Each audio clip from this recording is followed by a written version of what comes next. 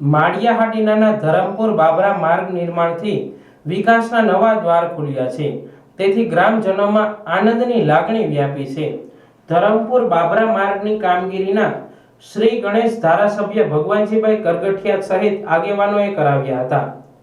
ધારાસભ્ય ભગવાનજીભાઈ કરગઠિયાના સક્રિય પ્રયત્નોથી લાંબા સમયની લોક માંગને હકારાત્મક પ્રતિસાદ મળ્યો છે।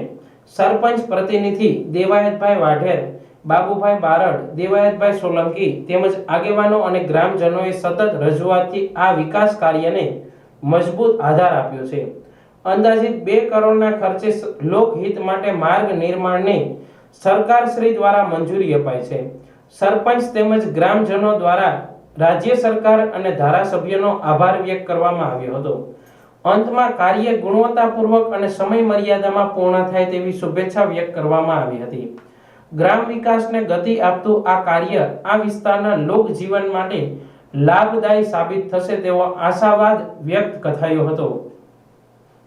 આજ રોજ ગુજરાત સરકાર દ્વારા મારા મત વિસ્તારના ધરમપુરથી બાબરા રોડનું આશરે 2 કરોડને ખર્ચે મુખ્યમંત્રીજીએ મંજૂર કરેલ છે। એનું બાબરાથી ધરમપુર રોડ આજ કામ ચાલુ કરવામાં આવ્યું છે અને ગામના આગેવાનો, સરપંચશ્રી તથા મોટી સંખ્યામાં આગેવાનો હાજર રહ્યા અને આજ રોડનું કામ શરૂ કરવામાં આવ્યું।